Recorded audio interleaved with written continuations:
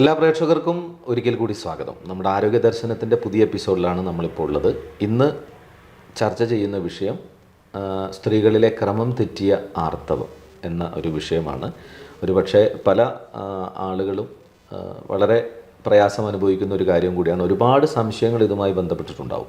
ഇന്ന് ഈ ചർച്ചയിൽ നമ്മളോടൊപ്പം പങ്കെടുക്കുന്നത് ഡോക്ടർ മൂപ്പൻസ് മെഡിക്കൽ കോളേജിലെ consultant doctor Sajumi, department of OBG സ്ത്രീരോഗ വിഭാഗത്തിലെ കൺസൾട്ടൻ്റ് കൂടിയായ ഡോക്ടർ സജുമി ഡോക്ടറാണ്. ഡോക്ടറെ സ്വാഗതം ചെയ്യുന്നു. നമസ്കാരം. Thank you. അപ്പോൾ നമുക്ക് കുറേ വീടുകളിൽ സ്ത്രീകൾ അനുഭവിക്കുന്ന ഒരു പ്രശ്നം തന്നെയാണിത്. ശരിക്കും ക്രമം തെറ്റിയ ആർത്തവം എന്ന് പറയുന്നത് എന്താണ്? അങ്ങനെ തുടങ്ങാം നമുക്ക് ആർത്തവം എന്ന് പറയുന്നത് ക്രമം തെറ്റി വരുന്നത് വളരെയധികം സാധാരണമാണ്. സ്ത്രീകളിൽ ഒട്ടുമിക്ക ആളുകൾക്കും ക്രമം തെറ്റി ആർത്തവം വരാം. അതൊരു സാധാരണമായിട്ടുള്ളൊരു കാര്യമാണ്. പക്ഷേ അത് എപ്പോഴാണ് നമ്മളൊരു രോഗമായിട്ട് കാണേണ്ടത്, അല്ലെങ്കിൽ നമ്മളൊരു മെഡിക്കൽ അഡ്വൈസ് അല്ലെങ്കിൽ ഒരു ഡോക്ടറെ പോയി സമീപിക്കേണ്ടത് എന്നുള്ളത് സ്ത്രീകൾക്കും തീരെ അറിവില്ലാത്ത ഒരു കാര്യമാണ്. നമ്മൾ എപ്പോഴാണ് അതൊരു രോഗമായി കാണേണ്ടത് എന്നുള്ളത് സ്ത്രീകൾക്ക് വളരെയധികം അത്യാവശ്യമായി അറിഞ്ഞിരിക്കേണ്ട ഒരു കാര്യം കൂടിയാണ്. അപ്പം സാധാരണയായിട്ട് നമുക്ക് ഈ എല്ലാ മാസവും വരുന്ന ആർത്തവം ഏകദേശം ഒരു 8 ദിവസത്തോളം വേണമെങ്കിൽ നീണ്ടു നിൽക്കാം. അതാണ് നമ്മളൊരു നോർമൽ ഒരു 2 to 8 ദിവസം എല്ലാ മാസവും കറക്റ്റ് വരുന്നത് 8 ദിവസം വരെ നീണ്ടു നിൽക്കാം. അത് പോകുന്ന എമൗണ്ട് ബ്ലഡ് എത്ര പോകുന്നു എന്നുള്ളത് നമ്മളത് ഒരു തിയററ്റിക്കലി പറയുന്ന ഒരു 80 ml ആണ്. അതിപ്പോൾ നമുക്ക് അളന്ന് തൂക്കിയെടുക്കാൻ പറ്റില്ല, പക്ഷെ എന്നാലൊരു 80 ml എന്നാണ് അതിന് നോർമൽ എന്ന് പറയുന്നത്. പിന്നെയും നമ്മളത് വരുന്ന രീതിയാണ്. അത് നമ്മൾ വരുന്ന രീതി എന്ന് പറയുമ്പോൾ നമ്മൾ ഒരു മാസം തുടങ്ങിയ ആർത്തവം തുടങ്ങുന്ന ദിവസമാണ് നമ്മൾ എടുക്കുന്നത്. തുടങ്ങിയ ആർത്തവം അടുത്ത മാസം തുടങ്ങുന്ന ദിവസം, ഈ 2 ദിവസമാണ് നമ്മൾ നോക്കുക.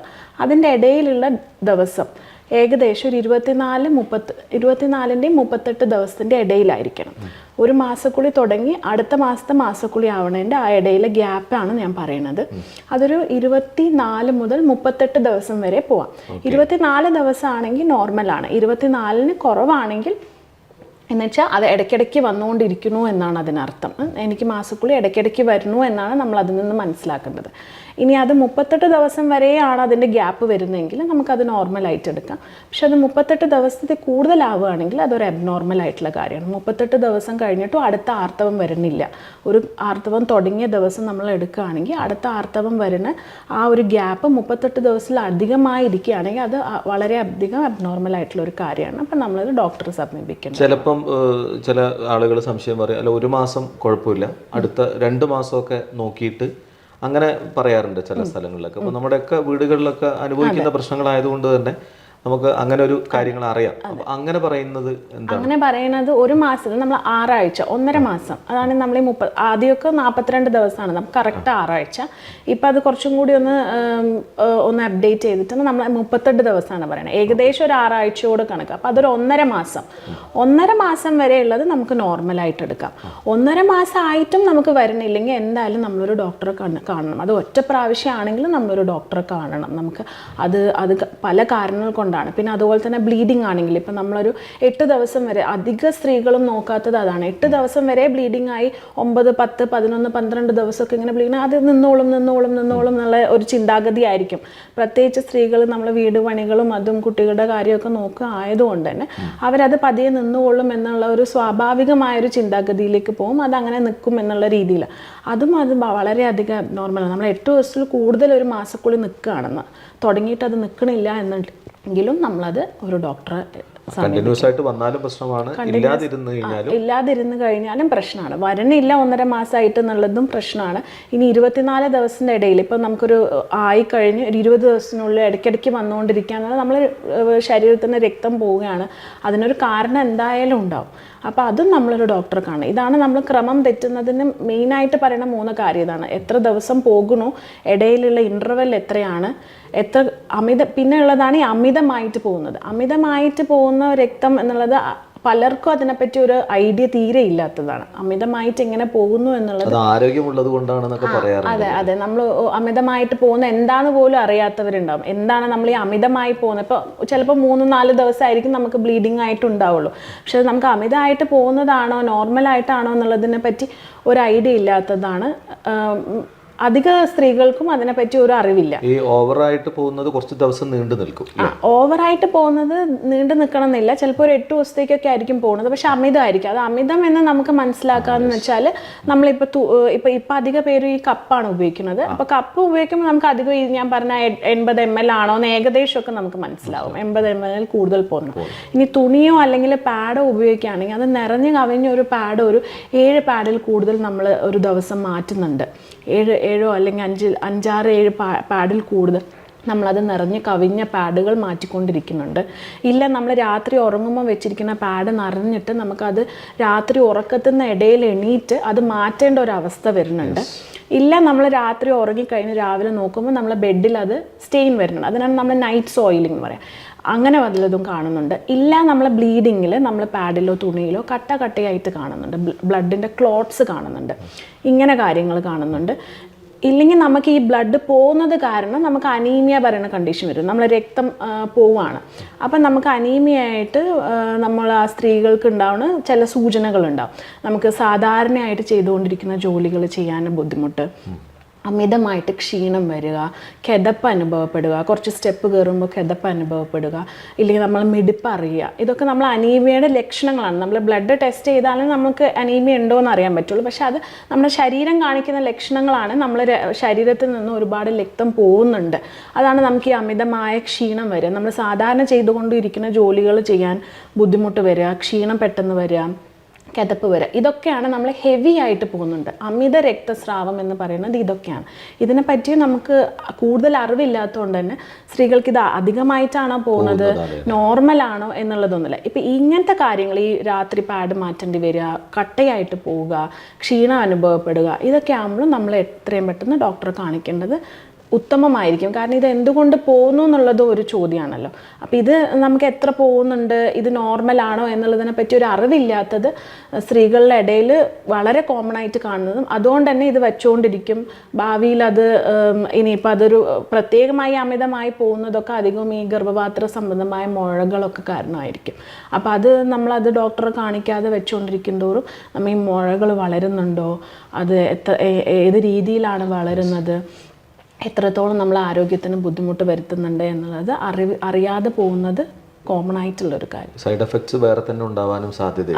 അതെ. നമുക്ക് ഈ ഒന്നാമത് ഗർഭപാത്ര സംബന്ധമായ രോഗങ്ങൾ നിർണ്ണയിക്കുന്നതും വൈകി പോകുന്നത് കാരണമാവാറുണ്ട്. ഈ ക്രമം തെറ്റി ആർത്തവം വരാനുള്ള ഒരു കാരണം എന്താണ്? ആർത്തവം ക്രമം തെറ്റാനുള്ള കാരണം എന്ന് പറഞ്ഞാൽ നമ്മൾ മെയിനായിട്ട് നമ്മൾ ഈ മൂന്നായിട്ട് നമ്മൾ തിരിക്കുകയാണെങ്കിൽ ഇപ്പം ഒന്നുകിൽ ലേറ്റ് ആയിട്ട് വരിക, അല്ലെങ്കിൽ ക്രമം വെച്ച് ഏറ്റവും കോമൺ ആയിട്ട് നമ്മൾ പ്രഗ്നൻസിയാണ് നോക്കുക. നമ്മൾ ഗർഭിണിയാണോ എന്നുള്ളതാണ് ആദ്യം നോക്കേണ്ടത്. ഗർഭിണിയാവുമ്പോൾ ചിലപ്പോൾ നമുക്ക് ഈ മാസം വന്നാൽ അടുത്ത മാസം, അതാണ് കോമൺ ആയിട്ട് കാണുക. അടുത്ത മാസം മുതൽ നമുക്ക് മാസക്കുളി വരുന്നില്ല, അതാണ് ഏറ്റവും കോമൺ. അത് നമുക്ക് വേഗം കണ്ടുപിടിക്കാൻ പറ്റും. ചിലപ്പോൾ നമുക്കതൊരു ക്രമം തെറ്റിയ രീതിയിലാണ് വരിക. ഇച്ചിരി ബ്ലീഡിങ് വരും, പിന്നെ നിൽക്കും. അത് അധികം ഈ ട്യൂബിലൊക്കെ ഗർഭിണി ആയിരിക്കുമ്പോൾ ഇങ്ങനെയായിട്ടായിരിക്കും വരിക. അടുത്ത മാസം കുളീൻ്റെ ഏകദേശം ഒരു ഇപ്പറയോ അല്ലെങ്കിൽ അത് കഴിഞ്ഞപാടോ ചെറിയൊരു 2 ദിവസമൊക്കെ ബ്ലീഡിങ് ഉണ്ടാവും. മുന്തിരിക്കോള ഗർഭത്തിലും ഇതുപോലെ ഇങ്ങനെ ബ്ലീഡിങ് ഉണ്ടാവും. അപ്പം നമ്മളത് മിസ് ചെയ്ത് പോകും. നമുക്ക് മാസക്കുളി പോലെ തന്നെ തോന്നും, പക്ഷെ അതൊരു ക്രമം തെറ്റിയ രീതിയിലായിരിക്കും. അപ്പം ആദ്യം നമ്മൾ ഈ ഗർഭിണിയാണോ, അത് നോർമൽ ഗർഭമായിരിക്കും, അല്ലെങ്കിൽ നമ്മളെ ട്യൂബിലെ ഗർഭമായിരിക്കും, അല്ലെങ്കിൽ മുന്തിരിക്കൊല ഗർഭമായിരിക്കും. ഇതൊക്കെ ഈ ക്രമം തെറ്റിയ ആർത്തവം. പിന്നുള്ളത് നമുക്ക് മെയിനായിട്ട് നമ്മുടെ ഹോർമോണൽ ചേഞ്ചസ്, നമ്മുടെ ശരീരത്തിൽ വേണ്ട സ്ത്രീകൾക്ക് ഏറ്റവും പ്രധാനമായിട്ടുള്ളതാണ് ഈ ഹോർമോണൽ ചേഞ്ചസ്. അത് പല കാരണങ്ങൾ കൊണ്ടാവാം. കോമൺ ആയിട്ട് നമ്മൾ കാണുന്നത് നമ്മുടെ എൻവയോൺമെൻറ്റ്, നമ്മുടെ ചുറ്റുപാടും, നമ്മുടെ ശരീരം, നമ്മുടെ ജീവിതശൈലിയൊക്കെ കാരണം. ഇപ്പോൾ പെട്ടെന്ന് എന്തെങ്കിലും സ്ട്രെസ്സ് കാരണം ഇതൊക്കെ വളരെയധികം എഫക്റ്റ് ചെയ്യുന്നത്. സ്ട്രെസ്സ്, നമ്മുടെ ഭക്ഷണ രീതി പെട്ടെന്ന് മാറുമ്പോൾ, നമ്മളിപ്പോൾ കുട്ടികളൊക്കെ ആണെങ്കിൽ ഹോസ്റ്റലിലേക്ക് മാറി താമസിക്കുമ്പം അവരുടെ ഭക്ഷണ രീതികൾ, അവരുടെ സ്ട്രെസ്സ്, അവരുടെ മെൻ്റൽ പ്രഷറൊക്കെ കാരണം, വീട്ടിൽ നിന്ന് മാറി നിൽക്കുന്നതിൻ്റെ ടെൻഷൻ കൊണ്ട്, ഇതൊക്കെ കാരണം വൈകിയെത്താം. ആർത്തവം വൈകിയെത്താനാണ് കൂടുതൽ സാധ്യത. പിന്നെ നമ്മുടെ എക്സസൈസ് നമ്മൾ ഓവറായിട്ട് ചെയ്യുമ്പോഴും ഈ വണ്ണം കുറയുമ്പോഴും മെൻസ്ട്രൽ പ്രശ്നങ്ങൾ കാണും. ക്രമം തെറ്റാൻ കാരണമാണ്. എക്സസൈസ് ഇല്ലാതെ നമ്മൾ അമിത വണ്ണം വെക്കുമ്പോഴും മെൻസ്ട്രൽ ഇറർ, ഇതൊക്കെ നമ്മുടെ എൻവയോൺമെൻറ്റൽ ലൈഫ് സ്റ്റൈൽ, ജീവിതശൈലി കാരണം ഉണ്ടാകുന്ന പ്രശ്നങ്ങൾ. പിന്നെ നമുക്ക് അല്ലാതെ തന്നെ രോഗമായിട്ട് നമ്മൾ പറയുകയാണെങ്കിൽ നമ്മൾ മെയിനായിട്ട് ഇപ്പോൾ കണ്ടുവരുന്നതാണ് PCOD എന്ന് പറയുന്നത്. PCOD നമ്മുടെ ഒരു ജീവിതശൈലി രോഗം പോലെ തന്നെയാണ്. 3 കാര്യങ്ങളായിട്ടാണ് നമ്മൾ ഒന്ന് ഈ ക്രമം തെറ്റിയ ആർത്തവം കാണും, സ്കാനിങ്ങിൽ നമ്മൾ നോക്കുമ്പം ഈ അണ്ടാശയത്തിൽ കുമിള പോലെ കാണും, പിന്നെ നമ്മുടെ ശാരീരികമായ മാറ്റങ്ങളുണ്ട്, അമിതവണ്ണം ഉണ്ടാവും, കഴുത്തിന് ചുറ്റും കറുപ്പുണ്ടാവും, അതുപോലെ തന്നെ മെയിൽ പാറ്റേൺ ഹെയർ എന്നാണ് പറയുക, പുരുഷന്മാരെ പോലെ ഇച്ചിരി ഹെയർ ഗ്രോത്ത് ഉണ്ടാവും, അധികം നമ്മുടെ താടിയിൽ, മീശ, പിന്നെ നെഞ്ചിൻ്റെ അവിടെ, വയറിൻ്റെ അവിടെ, തൈ സൈഡിൽ, ഇങ്ങനെയാണ് അവരുടെ രോമ വളർച്ച ഉണ്ടാവുക. ഈ 3 കാര്യങ്ങളാണ് നമുക്ക്, അതിലേതെങ്കിലും 1-2 ഉണ്ടെങ്കിലാണ് നമ്മൾ PCOD എന്ന് പറയുക. അത് കാരണം ഉണ്ടാകുന്ന മാസക്കുളി ബുദ്ധിമുട്ടുകളുണ്ടാവും. പിന്നെ തൈറോയിഡ് കാരണം, നമ്മുടെ തൈറോയിഡ് ഗ്ലാൻഡ്, നമ്മുടെ തൈറോയിഡ് ഗ്രന്ഥി ഉൽപ്പാദിപ്പിക്കുന്നതാണ് തൈറോയിഡ്. ആ ഹോർമോണിൻ്റെ കുറവ് കാരണമോ അല്ലെങ്കിൽ കൂടുതൽ കാരണമോ നമുക്ക് മാസക്കുളിക്ക് ബുദ്ധിമുട്ട് വരാം. പിന്നെ നമ്മുടെ പിറ്റ്യൂട്ടറി എന്ന് പറഞ്ഞിട്ട് തലച്ചോറിനകത്തൊരു ഗ്രന്ഥിയുണ്ട്, അതിന്ന് ഉൽപ്പാദിപ്പിക്കുന്നത് പ്രൊലാക്റ്റിൻ പറയുന്ന ഒരു ഹോർമോൺ. അത് നമുക്ക് സ്ത്രീകൾക്ക് പാൽ ഉൽപ്പാദിപ്പിക്കാനുള്ള ഒരു ഹോർമോൺ. അപ്പോൾ അത് അധികമായി ഇപ്പോൾ പിറ്റ്യൂട്ടറിയിലുള്ള ഒരു ട്യൂമർ കാരണം, എന്തെങ്കിലും ഒരു ഗ്രോത്ത് കാരണം, എന്തെങ്കിലും ഒരു ക്യാൻസർ പോലെയോ അല്ലാതെ അഡിനോമ എന്നൊക്കെ പറയുന്ന ഒരു ഗ്രോത്ത് ഉണ്ടാവും. അത് കാരണം അത് ഒരുപാട് ആ ഹോർമോൺ റിലീസാവും. അത് കാരണം ക്രമം തെറ്റിയ ആർത്തവം വരാം. ഇതാണ് ഹോർമോണൽ കാര്യങ്ങൾ കൊണ്ടുവരുന്നത്. പിന്നെ നമുക്ക് എന്തെങ്കിലും ഈ രക്തക്കട്ട പിടിക്കാത്ത, അത് വളരെ അൺകോമൺ ആയിട്ട് വരുന്നതാണ്. അത് അധികവും ചെറിയ കുട്ടികൾക്കായിരിക്കും. മാസക്കുളി ആദ്യമായിട്ട് വരുമ്പോൾ അമിതമായിട്ട് പോകും. അപ്പം നമ്മൾ ഈ രക്തം കട്ട പിടിക്കാത്ത അസുഖങ്ങളുണ്ടാകും, നമ്മൾ കൊയാഗുലോപ്പതി എന്ന് പറയും. അതൊക്കെ നമ്മൾ ആദ്യമായിട്ട് ചിലപ്പോൾ അപ്പോഴായിരിക്കും കണ്ടുപിടിക്കുക. മാസക്കുളി തുടങ്ങുമ്പോൾ അത് നിൽക്കാതെ ഇങ്ങനെ കൂടുതലായിട്ട് ബ്ലീഡ്, അത് രക്ത കട്ട പിടിക്കാത്ത ഈ ബ്ലീഡിങ് ഡിസോർഡർ കൊയാഗുലോപ്പതി പറയുന്നത്. അത് ചെറുതിലേ നമുക്ക് ആദ്യമായിട്ട് പീരീഡ്സ് ആവുന്ന സമയം കണ്ടുപിടിക്കാം. വളരെ അൺകോമൺ ആണ്. പിന്നെ എന്തെങ്കിലും സ്ഥിരമായിട്ട് മരുന്ന് കഴിക്കുന്നവർക്ക് ഉണ്ടാവാം. പിന്നെ ഉള്ളതാണ് നമ്മൾ ഈ ഗർഭപാത്രത്തിന് സംബന്ധമായിട്ടുള്ള അസുഖങ്ങളും. ഒന്നുകിൽ മുഴ, ഗർഭപാത്രത്തിൻ്റെ വായ്മുന, സർവിക്സ് എന്ന് പറയും, അല്ലെങ്കിൽ നമ്മളെ യോനി ഭാഗം അവിടെ എന്തെങ്കിലും മുഴയായിട്ട് വരിക, അല്ലെങ്കിൽ ദശയായിട്ട്, പോളിപ്പ് എന്ന് പറയും. പിന്നെ നമ്മുടെ അവിടെ എന്തെങ്കിലും അൾസർ, ഇൻഫെക്ഷന്, മെയിനായിട്ട് മുഴകൾ, ഫൈബ്രോയിഡ്, അഡിനോമയോസിസ്, ഇതൊക്കെയാണ് ഗർഭപാത്ര സംബന്ധമായ മുഴകൾ പറയുന്നത്. പിന്നെ ഉള്ളതാണ് നമ്മുടെ ഗർഭപാത്രത്തിൻ്റെ ലൈനിങ് ഉണ്ട്, തൊലിക്കട്ടി എന്ന് പറയുന്നത്. അത് കൂടുതലാവും, അതൊരു നോർമലായിട്ട് നിൽക്കണം ഗർഭപാത്രത്തിൻ്റെ ലൈനിങ്. അത് കൂടുതലായിട്ട് വരുമ്പോൾ അവിടുന്ന് അതാണ് നമ്മൾ ഈ ഷെഡ് ചെയ്ത് പോകുന്നത് നമ്മുടെ മാസക്കുളിയുടെ സമയം. അതിങ്ങനെ കട്ടിയായിട്ടിരിക്കുമ്പോൾ അതും ഒരു മാസക്കുളിയുടെ ക്രമം തെറ്റലിന് കാരണമാവും. അതാണ് ഈ അധികവും നമ്മുടെ ഈ ക്യാൻസർ പോലെയുള്ള, അതങ്ങനെ കൂടി നമുക്ക് കട്ടി കൂടിയാണ് അത് വേറൊരു ഗ്രോത്തിലേക്കൊക്കെ പോകുക. അപ്പോൾ അതൊക്കെയാണ് കുറച്ചും കൂടി ബുദ്ധിമുട്ടായിട്ടുള്ള സ്റ്റേജിലോട്ട് വരുന്നത്. പിന്നെ നമ്മൾ എപ്പോഴും ഒരു റെഡ് ഫ്ലാഗ് എന്ന് പറയുന്നത്, നമ്മൾ നിർബന്ധമായും നമ്മൾ ഡോക്ടറെ കാണിക്കണം ഇങ്ങനെ ഉണ്ടെങ്കിൽ എന്ന് പറയുന്നത്, ക്രമം തെറ്റുന്നതിൽ നമ്മൾ എപ്പോഴും ശ്രദ്ധിക്കേണ്ടത്, നമ്മൾ ബന്ധപ്പെട്ട് കഴിഞ്ഞപാട് ബ്ലീഡിങ് കാണാം. ബന്ധപ്പെട്ട ഉടനെ നമ്മൾ എന്തെങ്കിലും ബ്ലീഡിങ് കാണുക. അല്ല എങ്കിൽ നമ്മൾ ഒരു മാസക്കുളിയായി അടുത്ത മാസക്കുളി ആവുന്ന ഇടയിൽ ഒരു 2 ദിവസമൊക്കെ ഒരു ചെറിയൊരു ബ്ലീഡ്, അല്ല ഒരു ദിവസം ഒരു സ്പോട്ടിങ്, അത് നമ്മൾ ഇൻ്റർമെൻസ്ട്രൽ ബ്ലീഡിങ് പറയും. 2 മാസക്കുളിയുടെ ആർത്തവത്തിൻ്റെ ഇടയിലുള്ള ഇടയിൽ ഏതെങ്കിലും ഒരു ദിവസം 1-2 സ്പോട്ടിങ്. അതല്ലെങ്കിൽ നമ്മളിപ്പോൾ മാസക്കുളി നിന്ന ഒരാൾക്ക് 1 വർഷത്തോളം നിൽക്കുകയാണെങ്കിലാണ് നമ്മൾ മാസക്കുളി ആർത്തവം നിന്നു എന്ന് പറയുന്നത്. അങ്ങനെ 1 വർഷം നിന്ന് കഴിഞ്ഞ് ഒരു 50 വയസ്സ്, 49 വയസ്സ്, ആ ഒരു ഏകദേശം ഒരു ആവറേജ് ചെയ്ത് നമ്മൾ 51 വയസ്സാണ് പറയുക. അപ്പോൾ അത് കഴിഞ്ഞ് നമ്മൾ 1 വർഷം നിന്നു. 1 വർഷം നിന്നതിന് ശേഷം വീണ്ടും ബ്ലീഡിങ് വരുന്നത്, അത് നമ്മൾ എപ്പോഴും റെഡ് ഫ്ലാഗ് സൈൻ പോലെയാണ്. അതെപ്പോഴും നമ്മൾ കാണിക്കണം. കാരണം അതൊരു 10% ഗർഭാശയ സംബന്ധമായ ക്യാൻസർ കാരണമാണ്. അതുപോലെ തന്നെ ഈ പോസ്റ്റ് കോയിറ്റൽ ബ്ലീഡിംഗ് എന്നാണ്, നമ്മൾ ബന്ധപ്പെട്ടതിന് ശേഷം ബ്ലീഡിങ് വരിക. അത് നമ്മൾ അധികവും ചിലപ്പോൾ നമ്മളെ ഗർഭപാത്രത്തിൻ്റെ വായ്മുന, സെർവിക്സിലുണ്ടാകുന്ന എന്തെങ്കിലും പോളിപ്പോ അല്ലെങ്കിൽ അവിടെ എന്തെങ്കിലും ഒരു ദശ പോലെയുള്ളത്, അല്ല അൾസറോ ഇൻഫെക്ഷനോ. പക്ഷെ അതും 1% നമ്മൾ ഈ സെർവൈക്കൽ ക്യാൻസർ പോലെ അതിൻ്റെ ഒരു സിംറ്റമാണ് ഈ പോസ്റ്റ് കോയിറ്റൽ ബ്ലീഡിങ്, നമ്മൾ വായ്മുനയിലുള്ള ക്യാൻസർ. അപ്പോൾ അതൊക്കെ നമ്മൾ വെച്ചുകൊണ്ടിരിക്കുമ്പം അത് നമ്മൾ അറിയാതെ പോകും. അപ്പോൾ ഇതാണ് നമ്മൾ റെഡ് ഫ്ലാഗ് ഇത് പറയുന്നത്, ഈ പോസ്റ്റ് കോയിറ്റൽ ബ്ലീഡിങ്ങും പോസ്റ്റ് മെനോപോസൽ ബ്ലീഡിങ് എന്നാണ് നമ്മൾ മെൻസ്ട്രൽ പീരീഡ് നിന്നതിന് ശേഷം ബ്ലീഡിങ് വരുന്നത്. ഇതൊക്കെ നമ്മൾ നിർബന്ധമായും ഒരു ഡോക്ടറെ കാണിക്കുക. ചിലവരുണ്ട് നമ്മൾ മാസക്കുള്ളിൽ നിന്ന് 1 വർഷത്തിൽ നിന്നു, എനിക്ക് 1 വർഷമായിട്ടില്ല, പക്ഷെ ഇടയ്ക്ക് ഒരു 1-2 സ്പോട്ടൊക്കെ, ഞാൻ പിന്നെ അത് കാര്യമാക്കിയില്ല. അത് നമ്മൾ ഒരിക്കലും കാര്യമാക്കാതിരിക്കുന്നത്, നമ്മൾ നിർബന്ധമായും ഡോക്ടറെ കാണിക്കണം. കാരണം നമ്മളത് സ്കാൻ ചെയ്ത് നോക്കണം. ഗർഭപാത്രത്തിൻ്റെ തൊലിക്കട്ടി പറഞ്ഞ പോലെ നമ്മളൊരു കട്ട് ഓഫ് ഇടുന്നുണ്ട്, 4 mm എന്നാണ് പറയുക. അതിൽ കൂടുതലുണ്ടെങ്കിൽ നമ്മൾ അവിടുന്ന് ബയോപ്സി എടുത്ത് നോക്കണം. അത് എപ്പോഴും ഒരു 10% ക്യാൻസർ ആവാനുള്ള സാധ്യതയാണ്. അപ്പോൾ അത് നമ്മൾ എപ്പോഴും റൂൾ ഔട്ട് ചെയ്ത് വെക്കണം. അതോടൊപ്പം തന്നെ ഇത് സ്റ്റാർട്ട് ചെയ്യുന്നത്, ആർത്തവം സ്റ്റാർട്ട് ചെയ്യുന്നതിന് ഇപ്പം പലപ്പോഴും ചെറിയ കുട്ടികളിലേക്ക് ആർത്തവം സ്റ്റാർട്ട് ചെയ്യുന്നുണ്ട്. അപ്പോൾ 8 വയസ്സ് 9 വയസ്സ്, മുൻകാലങ്ങളിൽ പറഞ്ഞു കേട്ടത് ഒരു 14 വയസ്സ് 13 വയസ്സ് ആ ഒരു ഏരിയയിലും ആ ഒരു വ്യത്യാസം ഈ ക്രമം തെറ്റിയ ആർത്തവത്തിൽ പിന്നീട് അവർക്ക് ബാധിക്കുന്നുണ്ട്. അങ്ങനെ എന്തെങ്കിലും ഇഷ്യൂ മാത്രമല്ല, ഈ നേരത്തെ ഇങ്ങനെ ഉണ്ടാവാനുള്ളൊരു കാര്യവും കൂടി സാധാരണയായിട്ട് നമ്മൾ 8 to 13 പ്യൂബേർട്ടൽ ചേഞ്ചസ് ആണ് പറയുന്നത്. ബ്രസ്റ്റും നമ്മുടെ ഹെയർ ഗ്രോത്തും ഒക്കെ പറയുന്നത്. അത് വന്നൊരു 2 വർഷത്തിന് കഴിഞ്ഞിട്ടാണ് മാസക്കുളി വരിക എന്നാണ് പറയുന്നത്. അപ്പം നമ്മളെ ഒരു കുട്ടിക്ക് നമ്മൾ നേരത്തെ മാസക്കുളി ആവാന്ന് പറയുമ്പോൾ നമ്മൾ ഏകദേശം ബ്രസ്റ്റ് ഡെവലപ്മെന്റും ഈ ഹെയർ ഗ്രോത്തും ഒക്കെ എത്ര വയസ്സിനായി എന്നുള്ളതൊക്കെ ഇവാലുവേറ്റ് ചെയ്തിട്ടാണ് പറയുക. കട്ട് ആൻഡ് റൈറ്റ് ആയിട്ട് പറയില്ല. 8 വയസ്സിന് മുന്നേ ഈ പ്യൂബേർട്ടൽ ചേഞ്ചസ് ഒക്കെ വന്നിട്ടുണ്ടെങ്കിൽ അതെന്തായാലും ഡോക്ടറെ കാണിക്കണം. അത് നമുക്ക് എന്തെങ്കിലും ഈ തലച്ചോറിലെ ഗ്രന്ഥികൾ, ഈ ഹോർമോണൊക്കെ ഉണ്ടാക്കുന്ന ഗ്രന്ഥികൾക്ക് എന്തെങ്കിലും പ്രശ്നം കൊണ്ടാണോ എന്നുള്ളത് എന്തായാലും ഇവാലുവേറ്റ് ചെയ്യണം. പിന്നെ ആർത്തവം എന്ന് പറയുന്നത് നമ്മളൊരു 13 വയസ്സായിട്ടും നമുക്ക് ബ്രസ്റ്റ് അങ്ങനെ ഒരു വലിയ സ്ത്രീകളിലേക്ക് വരുന്ന ചേഞ്ചുകൾ ഉണ്ടാവും. നമ്മുടെ രോമ വളർച്ച, അതുപോലെ തന്നെ ബ്രസ്റ്റ് ചേഞ്ചസ് ഒക്കെ അത് നമുക്ക് വന്നു, എന്നിട്ടും ഒരു 15 വയസ്സായിട്ടും പീരീഡ്സ് വരുന്നില്ല, അല്ലെങ്കിൽ ഇതൊക്കെ നമുക്ക് ബ്രസ്റ്റ് ഇതൊന്നും വരുന്നില്ല, പീരീഡ്സും വരുന്നില്ല, ഒരു 13 വയസ്സ്, ഇതാണ് നമ്മൾ 13-15 അതാണ്. ഈ ബ്രസ്റ്റ് കാര്യങ്ങളൊക്കെ വന്നിട്ടുണ്ട്, അപ്പം നമുക്ക് 15 വയസ്സ് വരെ വെയിറ്റ് ചെയ്യാം. 15 വയസ്സായിട്ടും പീരീഡ്സ് ആയിട്ടില്ലെങ്കിൽ അത് നമ്മൾ കാണിക്കണം. 13 വയസ്സായി കുട്ടിക്ക് ബ്രസ്റ്റ് പോലത്തെ അവയവങ്ങളൊന്നും അതൊന്നും വരുന്നില്ല, ഒരു വലിയ സ്ത്രീകളിലേക്ക് വരുന്ന ചേഞ്ചസ് ഒന്നും വരുന്നില്ല, പീരീഡ്സും വരുന്നില്ല എന്നുണ്ടെങ്കിൽ അത് കാണിക്കണം. ഇതാണ് ആ ഒരു പ്യൂബർട്ടി ഏജിലെ ആ ഒരു മെൻസ്ട്രൽ ഇറഗുലാരിറ്റിയിലെ സിഗ്നിഫിക്കൻസ്. 8 വയസ്സിന് ശേഷം ഇങ്ങനെ വന്നാലും അത് 8 to 13 നമ്മൾ ആ കട്ട് ഓഫ്. ആവറേജ് ആണ് ഒരു 11-12, അത് കുഴപ്പമില്ലാത്തതാണ്. നമ്മൾ ആൺകുട്ടികൾക്കാണ് 9, അങ്ങനെയാണ് നമ്മൾ അതിന്റെ ഒരു കട്ട് ഓഫ് ഇടുന്നത്. 8 വയസ്സിൽ പെൺകുട്ടികൾക്കാണെങ്കിൽ കുഴപ്പമില്ല. പക്ഷേ പലപ്പോഴും ഭക്ഷണ രീതികൾ വിഷയമായിട്ടാണെന്ന് പൊതുവെ ആളുകൾ പറയും. ഇപ്പം ചില ഡോക്ടേഴ്സ് പറഞ്ഞു എന്ന് ഞാൻ പറഞ്ഞു കേൾക്കുന്നു, ഈ ചിക്കൻ പോലെയുള്ള ഐറ്റംസ് പെൺകുട്ടികൾക്ക് കൂടുതൽ കൊടുക്കുന്നുണ്ട്, അത് കാരണം നമ്മൾ അങ്ങനെയില്ല. സ്റ്റീറോയിഡ് ആണ് നമ്മൾ പറയുന്നത്. ചിക്കൻ നമ്മൾ വേവിച്ചൊക്കെ കഴിക്കുമ്പോൾ സ്റ്റീറോയിഡ് നമ്മൾ അകത്ത് പോകുന്നതൊക്കെ കുറവായിട്ടാണ് കാണുന്നത്. നമ്മുടെ മിക്കവാറും ഈ സെഡൻഡറി ലൈഫൊക്കെ കുറച്ച് എഫക്റ്റ് ചെയ്യും. ഇപ്പം പിള്ളേരുടെ പുറത്തിറങ്ങി കളിക്കുന്നതും ഈ ഓടിക്കളിക്കുന്നതും ചാടിക്കളിക്കുന്നതും ഒക്കെ ഇച്ചിരി കുറവാണ്. അപ്പോൾ ആ സെഡൻഡറി ലൈഫ് സ്റ്റൈൽ കാരണം, നമ്മൾ ഫാസ്റ്റ് ഫുഡിലേക്ക് പോകുന്ന കാരണം, നമ്മൾ കാർബോഹൈഡ്രേറ്റ് ആണ് കുറച്ചും കൂടി.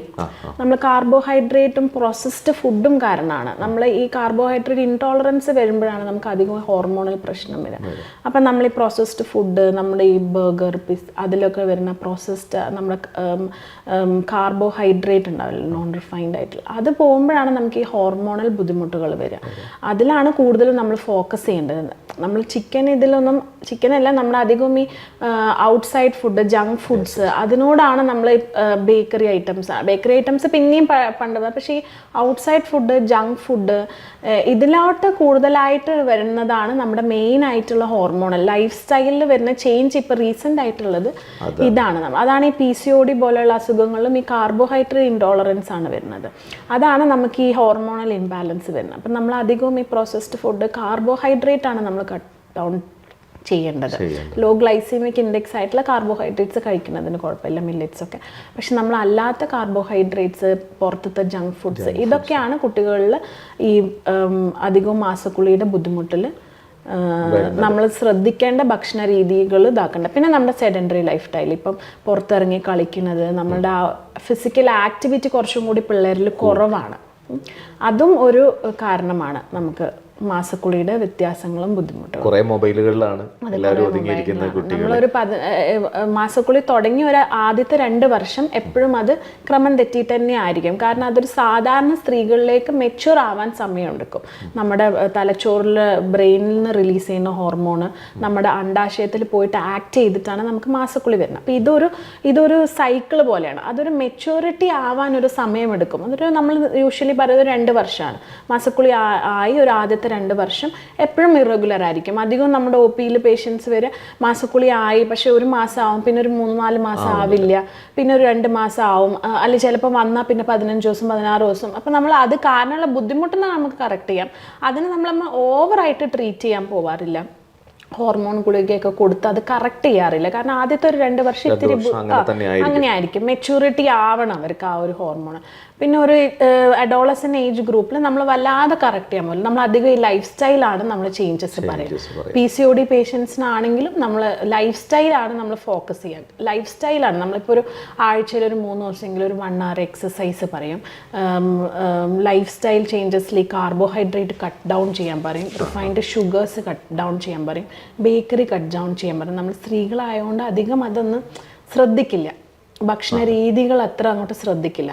നമ്മൾ വീട്ടിലെ പണികളൊക്കെ സാധാരണ നമ്മൾ ഇതൊക്കെ ചെയ്യുന്നുണ്ടല്ലോ, നമ്മൾ ഫിസിക്കൽ ആക്ടിവിറ്റി നമ്മൾ വീട്ടിൽ രാവിലെ മുതൽ വൈകുന്നേരം വരെ നമ്മൾ പണിയെടുക്കുകയാണല്ലോ, അതിൽ കൂടുതൽ എന്താണ് ഫിസിക്കൽ ആക്ടിവിറ്റി എന്നുള്ളൊരു മിഥ്യാധാരണ ഉണ്ട്. പക്ഷെ അത് നമ്മുടെ ഫിസിക്കൽ ആക്ടിവിറ്റിയിൽ വരുന്നില്ല എന്നുള്ളത് ഒട്ടുമിക്ക സ്ത്രീകൾക്കും അറിയണില്ല. അതെ, അത് നമ്മൾ അമിത വണ്ണം കുറയ്ക്കുന്നത് മാത്രമല്ല, നമ്മുടെ ഫിസിക്കൽ ആക്ടിവിറ്റി എന്ന് പറയുന്നത് നമ്മുടെ ഹോർമോണൽ ബാലൻസും നമ്മളെ മെന്റൽ ബാലൻസിനും ഒക്കെ നല്ലതാണ്. സ്ത്രീകളിൽ ഈ പീരീഡ്സ് മാസം കറക്റ്റ് വരുന്നത് ഒരു ഹോർമോണൽ ബാലൻസ് കൊണ്ടാണ്. നമ്മുടെ തലച്ചോറിന് റിലീസ് ചെയ്യുന്നു, അത് നമ്മൾ അണ്ടാശയത്തിൽ എഫക്റ്റ് ചെയ്യുന്നു, അണ്ടാശയത്തിൽ നിന്ന് അത് പോയിട്ട് ഗർഭപാത്രത്തിൽ എഫക്റ്റ് ചെയ്യുന്നു, ഗർഭപാത്രത്തിൻ്റെ ലൈനിങ് പുറത്തേക്ക് വരുന്നു. ഇതൊരു മാസം കറക്റ്റ് നടക്കുന്നുണ്ടെങ്കിൽ അത്രയും ബാലൻസിലാണ് അത് പോകുന്നത്. അത് അതിനൊരു വ്യതിയാനം സംഭവിക്കാൻ ചെറിയ കാര്യങ്ങൾ മതി, ചെറിയ വീട്ടിലെ സ്ട്രെസ്സ് മതി, ചെറുതായിട്ട് നമുക്കൊന്ന് ഭക്ഷണത്തിൽ ഒരു മാറ്റം മതി. അപ്പം ചെറുതായിട്ട് മാറ്റങ്ങളൊക്കെ വരും. അതാണ് ഞാൻ ഈ പറഞ്ഞ 24-38 ദിവസം ഗ്യാപ്പൊക്കെ വരുന്നത്, 8 ദിവസം വരെ ബ്ലീഡിങ് കുഴപ്പമില്ല. അതിലപ്പുറം വരുന്നതാണ് നമ്മൾ കാണിക്കേണ്ടത്. ഈ ക്രമം തെറ്റി വരുന്നതിനുമുള്ള ട്രീറ്റ്മെന്റ് ഇതേ രീതിയിൽ തന്നെയാണോ ഫോളോ ചെയ്യുന്നത്? ക്രമം തെറ്റുന്ന രീതിയിൽ നമ്മൾ ആദ്യം ആളുടെ ക്രമം എങ്ങനെയാണ്, അത് ഓരോ രീതി. ഇപ്പം തൈറോയിഡിനാണെങ്കിൽ ഇന്ന രീതിയായിരിക്കും, ഹോർമോണൽ പ്രശ്നമാണെങ്കിൽ ഇന്ന രീതിയിലായിരിക്കും ക്രമം തെറ്റ്. നമുക്ക് ഏകദേശം അതിലെ ഹിസ്റ്ററി വൈസാണ് നമ്മൾ ആളുടെ ക്രമം എങ്ങനെയാണോ വരുന്നത് അതിനനുസരിച്ച് ഗർഭപാത്രത്തിൻ്റെ മുഴ കാരണമുള്ളതാണോ, പിന്നെ നേരത്തെ പറഞ്ഞാൽ ഇപ്പോൾ പോസ്റ്റ് കോയിറ്റൽ ഈ ബന്ധപ്പെട്ടതിന് ശേഷമുള്ള ബ്ലീഡിങ്, മാസക്കുളി നിന്നതിന് ശേഷമുള്ള ബ്ലീഡിങ്, ഇതൊക്കെ നമ്മൾ ആ ഹിസ്റ്ററി വെച്ച് നമുക്ക് ഏകദേശം ഒരു കാരണം മനസ്സിലാവും. ഇന്ന കാരണം കൊണ്ടാണ് നമുക്ക് ഏകദേശം മനസ്സിലാവും. അത് കഴിഞ്ഞ് നമുക്ക് നമ്മൾ ഉള്ളു പരിശോധിച്ച് നോക്കും, യോനി ഭാഗം എന്തെങ്കിലും മുറിവോ അൾസർ പോലെയോ അങ്ങനെ ദശ പോലെയോ എന്തെങ്കിലും കാരണമാണോ, അല്ലെങ്കിൽ ഗർഭപാത്രത്തിൻ്റെ വായ്മുനക്ക് എന്തെങ്കിലും പ്രശ്നം വരുന്നതാണോ. നമ്മൾ പാപ്സ്മിയർ ടെസ്റ്റൊക്കെ നമ്മൾ കൂടുതൽ വളരെ കുറവാണ് ചെയ്യുന്നത്. പാപ്സ്മിയർ എന്ന് പറഞ്ഞാൽ നമ്മൾ സ്ക്രീനിങ് ചെയ്യുന്നതാണത്. ഗർഭപാത്രത്തിൻ്റെ വായ്മുന നമ്മൾ ശരിക്കും പറഞ്ഞാൽ ഒരു 5 വർഷം കൂടുമ്പം ചെയ്യണം എന്നാണ് സ്ത്രീകൾ. കാരണം അത് ഏറ്റവും പ്രിവെൻറ്റബിൾ ക്യാൻസറാണ്. ക്യാൻസർ വരാതിരിക്കാൻ ഒരുപാട് കാര്യം ഉള്ളതാണ് ഈ സെർവൈക്കൽ ക്യാൻസർ. നമുക്കത് പ്രിവെൻറ്റ് ചെയ്യാൻ പറ്റും. അതാണ് നമ്മൾ ഈ 5 വർഷം സ്ക്രീൻ ചെയ്യണം. നമ്മളൊരു പാപ്സ്മിയർ ടെസ്റ്റ് എന്നാണ് പറയുക. അത് നമുക്ക് അവിടെ ഗർഭപാത്രത്തിൻ്റെ വായ്മുന നോക്കാം. പിന്നെ നമുക്ക് ഉള്ളു നോക്കി ഗർഭപാത്രത്തിൻ്റെ സൈസ് നോക്കാം, എന്തെങ്കിലും മുഴയായിട്ട് നമുക്ക് കിട്ടുന്നുണ്ടോ, അണ്ടാശയം മുഴകളുണ്ടോ, ഇതൊക്കെ നമുക്ക് ഒരു പേഷ്യൻറ്റിനെ ക്ലിനിക്കലി നോക്കിയിട്ടാണ് നമ്മളിതാക്കുക. അത് കഴിഞ്ഞ് നമുക്ക് സ്കാൻ ചെയ്ത് നോക്കാം. സ്കാൻ ചെയ്തിട്ട് ഗർഭപാത്രത്തിൻ്റെ ഈ ലൈനിങ് നോക്കാം, തടിപ്പുണ്ടോ നോക്കാം. അത് കഴിഞ്ഞിട്ടാണ് നമുക്കിപ്പോൾ PCOD പോലത്തെ ഫീച്ചേഴ്സാണ് തോന്നുന്നതെങ്കിൽ നമ്മളത് ലൈഫ് സ്റ്റൈൽ, നമ്മൾ ഈ ജീവിതശൈലിയിൽ എന്തെങ്കിലും മാറ്റങ്ങൾ വരുത്തേണ്ടതുണ്ടോ. സ്ത്രീകളിൽ പ്രത്യേകിച്ച് നമ്മൾ എക്സസൈസ് ഭയങ്കര ലാക്ക് ചെയ്യുന്നുണ്ടല്ലോ. കാരണം നമ്മൾ ഈ ഫിസിക്കൽ ആക്ടിവിറ്റി നമ്മൾ 24 hour ചെയ്യുകയാണ് എന്നൊരു തോന്നലാണല്ലോ സ്ത്രീകൾക്ക്. അപ്പം അതിൽ ചേഞ്ചസ് വരുത്തണോ, അവർക്ക് നമുക്ക് പറഞ്ഞ് മനസ്സിലാക്കണം. ഒരു 1 hour നമ്മൾ എന്തെങ്കിലും ഒരു സൈക്ലിംഗ് ആണെങ്കിലോ നടത്തമാണെങ്കിലോ അതാണ് നമ്മുടെ ഫിസിക്കൽ ആക്ടിവിറ്റി. നമ്മൾ ഈ അടിച്ചു വരുന്നത് തുടയ്ക്കുന്നത് അല്ല എന്നുള്ളത് ആ ഒരു മെൻറ്റാലിറ്റിയാണ് നമുക്ക്. അപ്പോൾ അത് എക്സസൈസിൻ്റെ ഇമ്പോർട്ടൻസ്, അങ്ങനെ ലൈഫ് സ്റ്റൈൽ. പിന്നെ നമ്മൾ ഹോർമോണൽ അല്ലാത്ത ഗുളികകൾ കൊടുക്കും. ചെറിയ കാരണമാണെങ്കിൽ 2-3 ദിവസം ബ്ലീഡിങ് നിൽക്കാനുള്ളതാണെങ്കിൽ. ഇനി ഹോർമോണലിൻ്റെ പ്രശ്നമാണ് PCOD, ഈ ആർത്തവം നമുക്ക് ഒരുപാട് അമിതമായിട്ട് ലേറ്റായിട്ട് വരികയാണെങ്കിൽ നമ്മളത് ഹോർമോണൽ ഗുളികകൾ മാസം കൊടുത്ത് അത് റെഡിയാക്കി കൊണ്ടുവരും. ഇതുമല്ല എന്നുണ്ടെങ്കിലാണ് നമ്മൾ ഗർഭപാത്രത്തിൻ്റെ മുഴകളും ദശകളൊക്കെ ആണെങ്കിലാണ് നമ്മളതിനെ സർജിക്കലി നമ്മളത് മുഴകളായിട്ടോ അല്ലെങ്കിൽ ഗർഭപാത്രം മൊത്തത്തായിട്ടോ നീക്കേണ്ടി വരും. പിന്നെ ഒരു 40-45 വയസ്സിൻ്റെ മേലെയുള്ളവർക്ക് ഇതുപോലെ മാസം തെറ്റി ക്രമക്കേടുകളൊക്കെ ഉണ്ടെങ്കിൽ നമ്മൾ അവിടുന്ന് ബയോപ്സി ഈ ഗർഭപാത്രത്തിൻ്റെ ലൈനിങ് എന്നാണ്. നമ്മൾ ഗർഭപാത്രത്തിൻ്റെ ലൈനിങ് നമ്മൾ അവിടുന്ന് ചുരണ്ടി ഇച്ചിരി ടെസ്റ്റിന് എടുക്കുക. അത് ഒന്നാമത് നമുക്ക് അവിടെ ഓവർ ഗ്രോത്ത് വരുമ്പോഴാണ് നമ്മൾ ക്യാൻസർ പോലത്തെ പ്രീ ക്യാൻസറസും ക്യാൻസർ പോലെയും. അപ്പോൾ അത് കണ്ടുപിടിക്കാനാണ് നമ്മൾ ആ ബയോപ്സി എടുക്കുന്നത്. അത് ഈ 40-45 മേലുള്ളവർക്ക് ക്രമം തെറ്റിയ ആർത്തവം ഉണ്ടെങ്കിൽ അവർക്ക് പ്രത്യേകമായിട്ട് അമിത ഭാരമുണ്ട്, ഷുഗർ ഉണ്ട്, പ്രഷറുണ്ട്, ഈ മെറ്റബോളിക് ഡിസോർഡേഴ്സ് എന്ന് പറയുന്നത് അതും കൂടി ഉണ്ടെങ്കിൽ നമ്മൾ നിർബന്ധമായി ഈ ബയോപ്സി എടുക്കണം. കാരണം അത് ഈ ഗർഭപാത്രത്തിൻ്റെ ക്യാൻസറുമായിട്ട് വളരെയധികം ക്ലോസ് ആയിട്ടിരിക്കുക. അപ്പോൾ ബയോപ്സി എടുത്തിട്ട് നമ്മൾ ആ ടെസ്റ്റിന് അയച്ചിട്ട് അത് നോർമലാണോ ഒന്നും കൂടി നോക്കും. ഇതൊക്കെയാണ് നമ്മൾ ചെയ്യുക. പിന്നെ അതിന് കാരണത്തിനനുസരിച്ചാണ് നമ്മൾ അതിൻ്റെ ട്രീറ്റ്മെൻറ്റ് എടുക്കുക. ഇപ്പോൾ ഈ ആർത്തവം, ക്രമം തെറ്റിയ ആർത്തവവും ഈ പ്രഗ്നൻസി ആയിട്ട് കണക്ഷൻ ഉണ്ടോ? ശരിക്കും പ്രഗ്നൻസി ആയിട്ട് കണക്ഷൻ ഒന്ന്, പ്രഗ്നൻസിയിൽ നമ്മൾ മാസക്കുളി തെറ്റാണ് ചെയ്യുന്നത്. ഒരു മാസം കറക്റ്റ് വന്നത് നമുക്ക് അടുത്ത മാസം വരാതിരിക്കുക, അതാണ് സാധാരണ പ്രസവത്തിൽ വരുന്നത്. പിന്നെ ഉള്ളതാണ് ഞാൻ പറഞ്ഞത് എക്ടോപിക്, നമ്മൾ ട്യൂബിലെ ഗർഭമാവുക, ഇല്ലെങ്കിൽ മോളാർ പ്രഗ്നൻസി, മുന്തിരിക്കുല ഗർഭം. ഇതിൽ നമുക്ക് ബ്ലീഡിങ് ആയിട്ട് തന്നെ ആയിരിക്കും ആൾ വരിക. ചിലപ്പോൾ ഓവറായിട്ട് ബ്ലീഡിങ് ഉണ്ടാകും, അല്ലെങ്കിൽ ചെറുതായിട്ടൊരു ഇച്ചിരി ബ്ലീഡിങ്, അതുപോലെ തന്നെ വയറുവേദന പറയും. മുന്തിരിക്കുല ഗർഭമാണെങ്കിൽ അങ്ങനെ വെസിക്കിൾ പോലെയൊക്കെ പോകും. അപ്പോൾ അതും ഇതുമായിട്ട് കണക്ഷൻ ഉണ്ടല്ലേ ശരിക്കും. അപ്പോൾ ഈ ഒരു ആർത്തവം നിൽക്കുന്ന ഇപ്പം കണ്ടിന്യൂസ് പോകുന്നിടത്ത് നമ്മൾ നിൽക്കാൻ വേണ്ടിയിട്ട് എന്തെങ്കിലും ട്രീറ്റ്മെന്റ് കൊടുത്ത് നമുക്കത് ഹോർമോണലും ഉണ്ട് അല്ലാതെയും ഉണ്ട്. നമ്മളത് ട്രെനക്സമിക് ആസിഡ് എന്നൊക്കെ പറഞ്ഞ് 3 ദിവസത്തേക്ക് തൽക്കാലം കൊടുക്കും. ഇല്ല അത് ഹോർമോണലായിട്ട് നമ്മളൊരു 21 ദിവസത്തെ ഗുളികയായിട്ട് കൊടുക്കാം, ഇഞ്ചക്ഷനായിട്ട് കൊടുക്കാം. പിന്നെ നമുക്ക് കോപ്പർട്ടി പോലെ ഉള്ളിലേക്ക് ഗർഭാത്രത്തിൻ്റെ ഉള്ളിലേക്ക് ഇട്ട് വെക്കുന്ന ഡിവൈസായിട്ട്, അതാകുമ്പോൾ അതിൻ്റെ ഉള്ളിൽ റിലീസ് ചെയ്തോളും. ഒരു 3 വർഷം 5 വർഷമൊക്കെ അതിൻ്റെ ഉള്ളിൽ ഇരുന്നോളും. ഈ ക്രമം തെറ്റിയായിട്ട് വരികയാണെങ്കിൽ അത് അതിൻ്റെ ഉള്ളിൽ വെച്ചാൽ നമുക്കൊരു 5 വർഷത്തേക്ക് കഴിക്കുന്നതിൻ്റെ ബുദ്ധിമുട്ടില്ല. സൈഡ് എഫക്ട്സ് കുറവാണ്. അതിൻ്റെ ഉള്ളിൽ അത് റിലീസ് ചെയ്യണം. നമ്മുടെ ബ്ലഡിലേക്ക് കയറുന്നതൊക്കെ കുറവായിരിക്കും. അപ്പം അങ്ങനെയായിട്ടും നമുക്കത് ട്രീറ്റ് ചെയ്യാം. നിർത്താൻ വേണ്ടിയിട്ട് അങ്ങനെയും ചെയ്യാം. ഓവർ പോകുന്നത് നമ്മൾ ആദ്യം ഗുളിക വെച്ച് ഒന്ന് കൺട്രോൾ ചെയ്തിട്ട് ഇത് ഇടുകയാണ് ചെയ്യുക. അല്ലെങ്കിൽ ബ്ലീഡിങ്ങിൻ്റെ കൂടെ ഇത് തിരിച്ചു വരുന്നുണ്ട്. ഇത് ഈ ബ്ലീഡിങ് ഇപ്പം ലേറ്റ് ആവുന്നു എന്ന് പറയുന്നുണ്ടല്ലോ, അത് കണ്ടിന്യൂസ് ആയിട്ട് നടക്കാൻ വേണ്ടിയിട്ട് മെഡിസിൻ ചെയ്യാണോ ചെയ്യുന്നത്? അതെ, നമ്മൾ അത് എന്തുകൊണ്ടാണെന്ന് ആദ്യം നോക്കും. നമ്മൾ ഈ ലേറ്റ് ആവുന്നത് അധികവും ഒന്നുകിൽ പ്രഗ്നൻസി ആണോ നമ്മൾ റൂൾ ഔട്ട് ചെയ്യണം. പിന്നെ നമ്മൾ തൈറോയ്ഡ് ആണെങ്കിൽ തൈറോയ്ഡ് കറക്റ്റ് ചെയ്യാം. PCOD ആണെങ്കിൽ നമ്മൾ PCODക്കാർക്ക് അധികം നമ്മളങ്ങനെ കറക്റ്റ് ചെയ്യേണ്ട. അതിൻ്റെ സിംറ്റം പോലെയാണ്. 2 മാസത്തിൽ ഒരിക്കൽ വന്നാൽ മതി എന്നാണ് PCODക്ക്.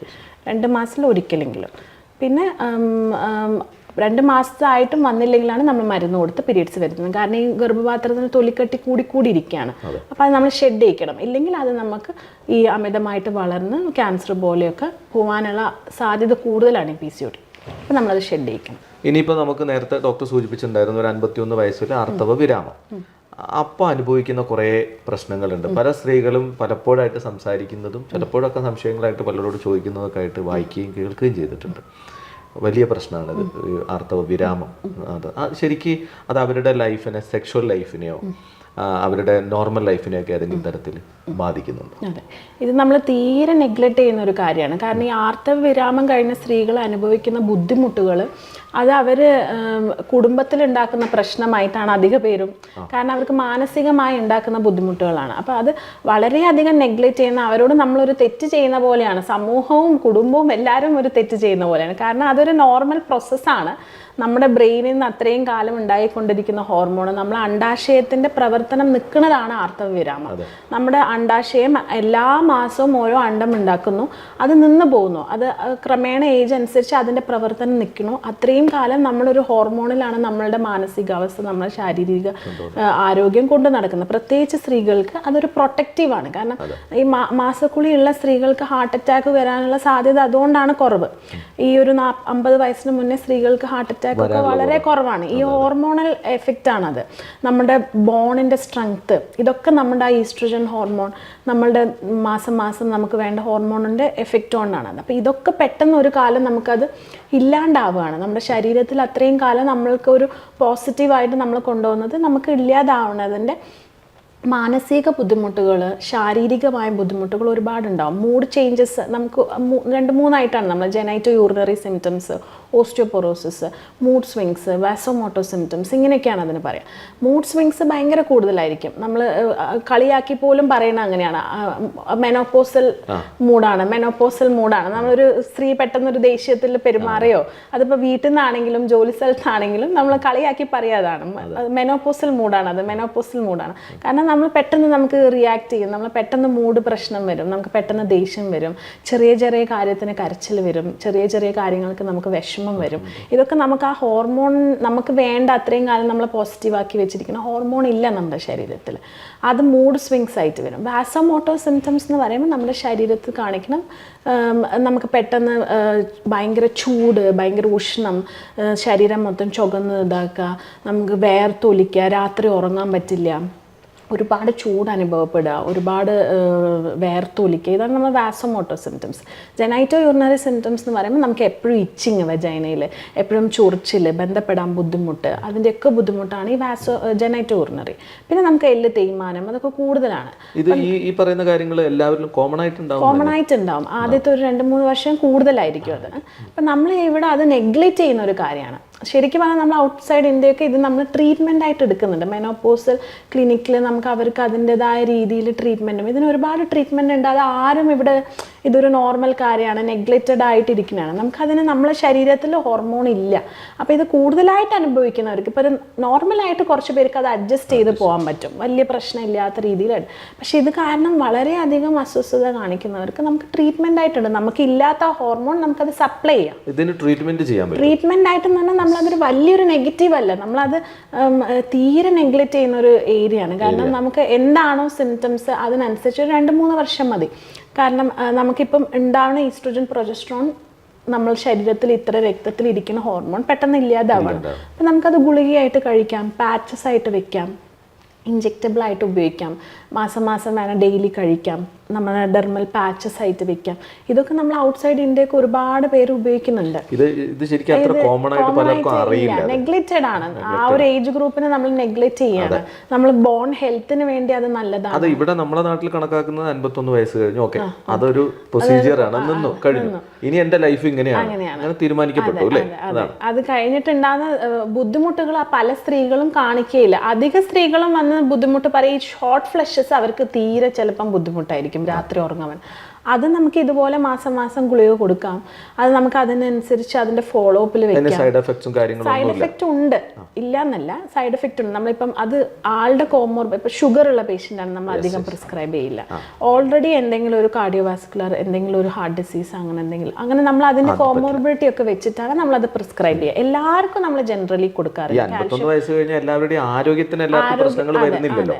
ചില ആളുകൾക്കാണ് ഇത്തരം ഷുഗർ, നമ്മൾ പിന്നെ ഒബിസിറ്റി, ഒരുപാട് തടിയുള്ളവർക്ക് അത് കൊടുക്കുമ്പോൾ നമ്മൾ ബ്ലഡ് ക്ലോട്ട് ചെയ്യുന്നതാണ് മെയിൻ പ്രശ്നം. ഈ ഹോർമോണൽ ഗുളികയിൽ നമ്മൾ രക്തം കട്ട പിടിച്ച് സ്ട്രോക്ക് അങ്ങനെയൊക്കെ വരും. അതുകൊണ്ടാണ് നമുക്ക് കൂടുതലായിട്ട് ഇത് സപ്ലൈ ചെയ്യുമ്പോൾ നമ്മൾ ശ്രദ്ധിച്ച് നമ്മൾ കാൽഷ്യം വൈറ്റമിൻ ടാബ്ലറ്റ്സ് കൊടുക്കുന്ന പോലെ കൊടുക്കാൻ പറ്റില്ല. പക്ഷേ ഈ ഗുളികകൾ ഹോർമോണലുണ്ട്, നോൺ ഹോർമോണലും ഉണ്ട്. ഹോർമോണൽ അല്ലാത്ത ഗുളികകളും ഉണ്ട്, സപ്ലിമെന്റ്സ് പോലെ. അത് കഴിക്കുന്നതുകൊണ്ട് നമുക്ക് ഈ രക്തം കട്ട പിടിക്കുന്ന ബുദ്ധിമുട്ടുകൾ അങ്ങനെ ഒന്നുമില്ല. പിന്നെ കൂടുതലായിട്ട് ഈ മൂത്രം ഒഴിക്കുന്ന ഏരിയയിൽ ഭയങ്കരമായിട്ട് ഇച്ചിങ്, അവിടെ ഡ്രൈ ആവാണ്, അവിടെ വേണ്ട ഹോർമോണാണ് നമുക്കത്. അപ്പോൾ അവർക്കത് ഡ്രൈ ആയിട്ട് ഇടയ്ക്കിടയ്ക്ക് മൂത്രം ഒഴിക്കാൻ ബുദ്ധിമുട്ട്, മൂത്രം ഒഴിക്കുമ്പോൾ പഴുപ്പ് വരിക, അല്ലെങ്കിൽ അവിടെ ഇച്ചിങ്, ചൊറിച്ചിൽ, വെള്ളപ്പോക്ക്, ഇതൊക്കെ. ഇത് നമുക്ക് കഴിക്കണമെന്നില്ല. അവിടെ തേക്കുന്ന ക്രീമുകളുണ്ട്, ഈസ്ട്രോജൻ ക്രീമുകളുണ്ട്. സെക്ഷൽ കോണ്ടാക്റ്റിൽ ബുദ്ധിമുട്ട് വരും, അതുകൊണ്ട് ഈ ഡ്രൈനെസ് ഉള്ളതുകൊണ്ട്. അപ്പോൾ അവർക്ക് ഈസ്ട്രോജൻ ക്രീംസ് കൊടുക്കാം. അതിന് സൈഡ് എഫക്റ്റ് കാര്യമായിട്ടില്ല, കാരണം നമ്മൾ അവിടെ ലോക്കൽ ആപ്ലിക്കേഷൻ ആണല്ലോ. അപ്പോൾ ഇത് നമ്മൾ നെഗ്ലക്റ്റ് ചെയ്യുന്ന ഏരിയകളാണ്. പിന്നെ നമുക്ക് ബോൺ ഹെൽത്ത് കുറവായിരിക്കും അവർക്ക് ഈസ്ട്രോജൻ. പെട്ടെന്ന് തേയ്മാനം, എല്ല് തേയ്മാനം, മുട്ടുമാറ്റി വെക്കൽ ശസ്ത്രക്രിയ ഏറ്റവും കൂടുതലായിട്ട് അവർക്ക് സ്ത്രീകളിലുണ്ട്. അത് തേയ്മാനം ഉള്ളതുകൊണ്ടാണ്. നമ്മൾ കാൽഷ്യം സപ്ലിമെന്റ്സ്, ഈസ്ട്രോജൻ കൊടുക്കുന്ന ഹോർമോണൽ അല്ലാത്ത നമുക്ക് കുറേ ബോൺ ഹെൽത്തിന് വേണ്ടി വേറെയും കുറേ ട്രീറ്റ്മെൻറ്റുകളുണ്ട്, ഡ്രഗ്സ് ഉണ്ട്, ബിസ്ഫോസ്ഫനേറ്റ്സ്, അങ്ങനെ കുറേ ഉണ്ട്. അപ്പം അതൊന്നും നമ്മൾ നെഗ്ലക്റ്റ് ചെയ്യണം. അവർ അങ്ങനെ ഒരു ക്ലിനിക്കിൽ വരുന്നില്ല. വളരെ കുറവുള്ള ആൾക്കാരാണ് ഈ വാസോമോട്ടർ സിംറ്റംസ് ആയിട്ട് വരും. രാത്രി ഉറങ്ങാൻ പറ്റില്ല അവർക്ക്. പിന്നെ ഈ ഡ്രൈനെസ്, ഭയങ്കര ഇച്ചിങ് ഡ്രൈനെസ്, അപ്പോൾ അത് വളരെ കുറവാണ്. ബാക്കിയുള്ളവർ അധികം ഈ പലരും ട്രീറ്റ്മെന്റ് എടുക്കുന്നില്ല എന്നുള്ളതാണ് നമ്മുടെ നാട്ടിൽ. ട്രീറ്റ്മെന്റ് എടുക്കുന്നില്ല, പക്ഷെ ഓൾമോസ്റ്റ് പുറത്തെല്ലാതും അവർക്കൊരു ക്ലിനിക്ക്, അവർ ഡെയിലി അത് മന്ത്ലി ഫോളോ അപ്പ് ചെയ്യും. അത് നമുക്ക് monthly follow up, 3 month follow up, 6 month follow അപ്പിൽ അങ്ങനെ നമുക്ക് അവരെ കൊണ്ടുപോകും. ഇവിടെ അധികം ബോധവാന്മാരല്ല. ഡോക്ടർ ഒരു പ്രധാനപ്പെട്ട പോയിന്റ്സ് നമ്മളത് ചർച്ച ചെയ്തതും വലിയൊരു പോയിന്റ്. നമ്മൾ ഈ മെനോപോസൽ ഏജ് ഗ്രൂപ്പിന് നമ്മൾ അവര് സോഷ്യലി നമ്മൾ ഇപ്പൊ അത് മെഡിക്കൽ ഇതാണെങ്കിലും നമ്മൾ ഒരു കളിയാക്കുന്ന വേർഡാണ് മെനോപോസൽ മൂഡ് എന്നുള്ളത്. പ്രായമായി, അത് അവർക്ക് പ്രായമായതുകൊണ്ട് ദേഷ്യം അതാണ് എല്ലാവരും പറയുന്ന 50 വയസ്സ് കഴിഞ്ഞാൽ പ്രായമായി. സത്യത്തിൽ അങ്ങനെ അല്ലല്ലോ അല്ലേ? അത് നമ്മളൊരു സമൂഹത്തിലാണെന്ന് തോന്നുന്നു ഇത്രത്തോളം അങ്ങനെ കണക്കാക്കുന്നത്. ബാക്കി എല്ലായിടത്തും വീണ്ടും അവരുടെ ആരോഗ്യം അങ്ങനെ മുന്നോട്ട് പോകുന്നു. ഇപ്പൊ ജപ്പാനീസ് ആണ് ഏറ്റവും കൂടുതൽ ആയുർദൈർഘ്യമുള്ള സ്ത്രീകളടക്കമുള്ളവരെന്ന് പറയുന്നത്. അപ്പൊ വീണ്ടും ജീവിക്കാൻ അവർക്ക് ഒരു 50 വയസ്സിന് ശേഷം പിന്നെ ഒരു 80-90 വയസ്സ് വരെ ജീവിക്കും. പക്ഷെ 50 വയസ്സിൽ തന്നെ മാനസികമായി ഒരു വിഷയത്തിൽ തകർന്നു പോകുന്നവരാണ് പലരും. അപ്പൊ അവിടെയും ട്രീറ്റ്മെന്റ്സ് ഉണ്ട് എന്ന് തന്നെ പറയാം. ഹോർമോണൽ തന്നെ വേണമെന്നല്ലോ, നോൺ ഹോർമോണൽ സപ്ലിമെന്റ്സ് ഉണ്ട് നമുക്ക്. ഈ ഹോർമോണൽ ഇപ്പൊ ഒബിസിറ്റി, ഞാൻ പറഞ്ഞത് ഡയബറ്റിക് ഒക്കെ ആകുമ്പോൾ നമുക്ക് കൊടുക്കുന്നത് റിസ്ക് ആണ്. കാരണം അവർക്ക് ഈ ക്ലോട്ട്സ്, സ്ട്രോക്ക് ഒക്കെ വരാൻ സാധ്യതയുള്ളതുകൊണ്ട്. പക്ഷെ നമുക്ക് ഏജ് ഗ്രൂപ്പ് വെച്ച് നമ്മൾ സ്റ്റഡിയൊക്കെ ഒരു 60 വയസ്സിന് മേലുള്ളവർക്കാണ് ഈ ക്ലോട്ട് കാര്യങ്ങളൊക്കെ വരുള്ളൂ. അതിൽ കുറവുള്ള ആൾക്കാർക്ക് ഭയങ്കര കുറവായിട്ടാണ് ഈ സ്ട്രോക്കും കാര്യമൊക്കെ. പക്ഷെ നമ്മളെ ക്ലിനിക്കിൽ അങ്ങനെ ഒരു ആളുകൾ വരുന്നില്ല. നമ്മൾ എങ്ങനെ സപ്ലിമെന്റ് ചെയ്യും? ഇപ്പൊ കുറച്ചും കൂടി ആളുകൾ ബോധവാന്മാരാകുമ്പോൾ ഇച്ചിരി ഇച്ചിങ്ങും ഇതൊക്കെ കാണിക്കാൻ വരും, വാസോമോട്ടോ സിംറ്റംസ് ഒക്കെ ആയിട്ട് വരും. പിന്നെ ഉള്ളതാണ് നമുക്ക് ചിലർക്ക് 40 വയസ്സാകുമ്പോഴത്തേക്ക് പ്രിമച്വർ ഒവേറിയൻ ഫെയിലിയർ എന്നാണ് പറയുക. അതിന് 40 വയസ്സിന് മുന്നേ മാസക്കുളി നിൽക്കും. അത് പല കാരണങ്ങൾ പറഞ്ഞിട്ടില്ലായിരുന്നു ആ വിഷയം. അത് അങ്ങനെ സംഭവിക്കുമ്പോൾ ഉണ്ടാകുന്ന ഒരു പ്രശ്നങ്ങൾ എന്തൊക്കെയാണ്? 40 വയസ്സിന് മുമ്പ് പല കാരണങ്ങളുണ്ടാവും. നമ്മൾ ഒന്നെങ്കിൽ നമുക്ക് ഈ സർജിക്കലാണ് മെയിൻ കോസ് പറയുന്നത്. നമ്മൾ എന്തെങ്കിലും ഗർഭപാത്രത്തിന്റെ കുഴപ്പങ്ങൾ കൊണ്ടോ മുഴകൾ കൊണ്ടോ ഒക്കെ നമ്മൾ ഗർഭപാത്രം അണ്ടാശയം എടുത്ത് കളയും. ഗർഭപാത്രം എടുത്ത് കളയുന്നതുകൊണ്ട് നമുക്ക് പ്രശ്നമില്ല, അതൊരു മിഥ്യാധാരണയാണ്. ഗർഭപാത്രം നമുക്ക് ഹോർമോൺ ഒന്നും തരുന്നില്ല. ഗർഭപാത്രം നമുക്ക് കുട്ടികൾ ഇതാക്കാൻ വേണ്ടിയിട്ടുള്ള ഒരു ഓർഗൻ മാത്രമാണ്. അതിന് സൈഡിൽ അണ്ടാശയം, 2 സൈഡിലും നമുക്ക് 2 അണ്ടാശയമുണ്ട്. ഇതാണ് നമ്മുടെ മെയിൻ ആയിട്ടുള്ള ഒരു ഓർഗൻ എന്ന് പറയുന്നത്. അതെടുത്ത് കളയുമ്പോഴാണ് ബുദ്ധിമുട്ട് വരുന്നത്. അതാണ് ഈ ഹോർമോൺ റിലീസ് ചെയ്യുന്നത്. അപ്പോൾ ഈ 40 വയസ്സിന് മുമ്പ് അതെടുത്ത് കളയുമ്പോൾ ഈ ബുദ്ധിമുട്ടുകൾ വരും. ഒന്നുകിൽ അത് അല്ലെങ്കിൽ ക്യാൻസർ പോലെയൊക്കെയുള്ള അസുഖങ്ങൾക്ക് എടുത്ത് കളയാം, അല്ലെങ്കിൽ മുഴകൾക്ക് കളയാം, അല്ലെങ്കിൽ പ്രീവിയസ് എന്തെങ്കിലും റേഡിയേഷൻ, നമ്മൾ ബ്രസ്റ്റ് ക്യാൻസർ അങ്ങനെ എന്തെങ്കിലും, അല്ലെങ്കിൽ പെൽവിക് ക്യാൻസറിനൊക്കെ റേഡിയേഷൻ എടുത്തതിൻ്റെയായിരിക്കും. അല്ലെങ്കിൽ എന്തെങ്കിലും ഒരു അസുഖങ്ങൾ കാരണം, ഈ ജനറ്റിക് അസുഖങ്ങൾ കാരണക്കാണ് 40 വയസ്സിന് മുന്നേ നിന്ന് പോകുക. അവർക്കൊക്കെ പ്രത്യേകമായിട്ട് ഈ മരുന്നുകൾ സപ്ലിമെന്റ് ചെയ്യുന്നത് വളരെ നല്ലതാണ്. 40 വയസ്സ് മുതൽ അവർ ഈ ഹോർമോൺ ഇല്ലാതെ ജീവിക്കുകയാണ്. വളരെ ഏർലിയാണ്. അവർക്ക് അത് കോപ്പപ്പ് ചെയ്യാൻ ഒരുപാട് യുവത്വം എന്ന് പറയുന്ന സമയം തന്നെയാണ്. അപ്പൊ അതിന് മെഡിസിൻസ് ചെയ്യാൻ കഴിയും. നേരത്തെ നിന്ന് പോലെ അത് വീണ്ടും കണ്ടിന്യൂ ചെയ്യാനുള്ള മെഡിസിൻ ആണോ കൊടുക്കുക? നമ്മൾ ഈ ആദ്യത്തെ ഒരു 2-3 വർഷമാണ് ഒരുപാട് ബുദ്ധിമുട്ടുണ്ടാവുക. അതൊന്ന് കോപ്പപ്പ് ചെയ്യാനാണ് നമ്മൾ മരുന്ന് കൊടുക്കുക. പിന്നെ നമ്മൾ ഫോളോ അപ്പിൽ അവർക്കത് കുറഞ്ഞു വരുന്നെങ്കിൽ നമുക്കത് വിഡ്രോ ചെയ്ത് വരാം. ഇപ്പം ഏകദേശം എല്ലാ വിഷയങ്ങളിലൂടെയും നമ്മൾ യാത്ര ചെയ്തു എന്ന് തോന്നുന്നു. ഒരു നമ്മുടെ സമൂഹത്തിൽ പൊതുവായി ചർച്ച ചെയ്യപ്പെടുകയും അല്ലെങ്കിൽ ഡോക്ടർ പറഞ്ഞതുപോലെ ചില സമയത്തൊക്കെ നമ്മൾ ഒരു മൈൻഡും ചെയ്യാതെ ഒഴിവാക്കുകയും ചെയ്യുന്ന ഒരു കേസ് കൂടിയാണ് സ്ത്രീകളുടെ കാര്യത്തിൽ. പ്രത്യേകിച്ചും ഒരു നല്ല പ്രായം എന്ന് പറയുന്നതൊക്കെ തന്നെ 50 വയസ്സും 60 വയസ്സും ഒക്കെ ക്ലീനായി ആരോഗ്യത്തോടു കൂടി ജീവിക്കുന്ന ആളുകളുണ്ട്. ഇപ്പോൾ സ്ത്രീകളുടെ വിഷയങ്ങളിൽ വരുമ്പോൾ പലപ്പോഴും ഇത്തരം കാര്യങ്ങളിൽ അവർ ഒരു 51 വയസ്സിലോ 50 വയസ്സിലോ ഇത് നിന്ന് കഴിഞ്ഞു കഴിഞ്ഞാലും പിന്നീട് ഒരു ക്ലിനിക്കൽ കൺസൾട്ടൻറ്റിനെ കാണുകയോ ഒന്നും ചെയ്യാത്തൊരവസ്ഥയുണ്ട്. അതിനൊക്കെ പ്രതിവിധികളുണ്ട് എന്ന വലിയ ഒരു മെസ്സേജ് കൂടി നമ്മുടെ ഇന്നത്തെ എപ്പിസോഡിലൂടെ ഡോക്ടർ സജ്മി നമുക്ക് നൽകിയിട്ടുണ്ട്. ഏതായാലും ഇന്നത്തെ ഈ ഒരു എപ്പിസോഡിൽ നമ്മളോടൊപ്പം പങ്കെടുത്ത ഡോക്ടർ മൂപ്പൻസ് മെഡിക്കൽ കോളേജിലെ OBG വിഭാഗം കൺസൾട്ടൻറ്റ് ഡോക്ടർ സജ്മി, ഒരുപാട് നന്ദി. നമ്മൾ ഇന്നത്തെ എപ്പിസോഡ് ഇവിടെ അവസാനിക്കുകയാണ്. ഇനി മറ്റൊരു കാര്യം, നമുക്ക് കുറച്ചുകൂടി ആളുകൾക്ക് നേരിട്ട് സംവദിക്കാനും സംശയ ദൂരീകരണത്തിനൊക്കെ വേണ്ടിയിട്ട് നമ്മളൊരു ടെലിൻ പ്രോഗ്രാം വെക്കാം എന്ന് നമ്മുടെ ഡോക്ടർ മൂപ്പൻസ് മെഡിക്കൽ കോളേജിൻ്റെ അധികൃതർ മാനേജ്മെൻറ്റ് പറഞ്ഞിട്ടുണ്ട്. നമുക്ക് അതിനു കൂടിയുള്ള ഒരു സൗകര്യം ഉണ്ടാക്കാമെന്ന് വിചാരിക്കുന്നത്. അതായത് അടുത്ത എപ്പിസോഡിൽ നമ്മളൊരു മറ്റൊരു വിഷയവും മറ്റൊരു ഡോക്ടറുമായിട്ട് കാണാം. നമസ്കാരം.